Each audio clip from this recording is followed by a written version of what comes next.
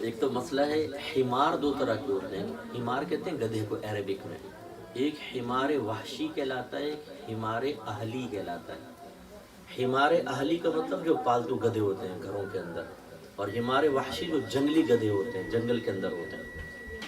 میرے آقا صلی اللہ علیہ وسلم نے حمار اہلی خاص کہا، یہ اس کو منع فرمایا، گھریلو گدھے کو. اگر آپ جنگل میں سفر کر رہے ہیں، گدھے نظر آ جائیں وہاں پر، ان کو آپ پکڑ کے کھا سکتے ہیں، بالکل طیب حلال ہے. لیکن حمار اہلی کو نبی کریم نے منع فرمایا.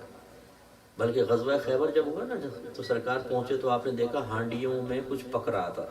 تو سرکار نے صحابہ کرام سے پوچھا یہ کیا ہے؟ انہوں نے کہا رسول اللہ گدھے ہم نے پکائے. تو سرکار صلی اللہ علیہ وسلم نے فرمایا کہ گدھا کھانا تمہارے لیے حلال نہیں ہے. تو صحابہ نے اسی ٹائم پکی ہوئی ہانڈیاں الٹتی تھی بالکل. تو نبی کریم صلی اللہ علیہ وسلم نے منع فرما دیا. وہ کسی سے فتویٰ نہیں لا سکتا، جھوٹ بول رہے ہوتے ہیں یہ ایسے ہی، اور یا پھر وہی یار پپو پان والے سے تو فتویٰ لکھ دے مہر میں لگا لوں گا، اس طریقے سے ہوتا. تو یہ ہاں، میں جیسے یو کے گیا تو وہاں پہ بڑی تشویش، وہ کچھ برگرز وغیرہ آئے تھے، وہ کھا لیے گئے. بعد میں پتہ چلا اس میں گھوڑے کا گوشت تھا.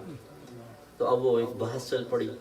تو گھوڑا جو ہے یہ شرعاً حلال ہوتا ہے، طیب ہوتا ہے. ہمارے امام اعظم رضی اللہ تعالیٰ عنہ نے بس اس لیے اس کو کھانا منع فرمایا تھا کہ وہ آلۂ جہاد تھا.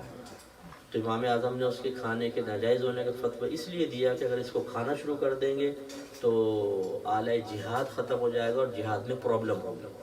ورنہ مسلم وغیرہ کی حدیث اٹھا کے پڑھ دیں، خود نبی کریم صلی اللہ علیہ وسلم سے گھوڑا کھانا ثابت ہے. ٹھیک ہے نا؟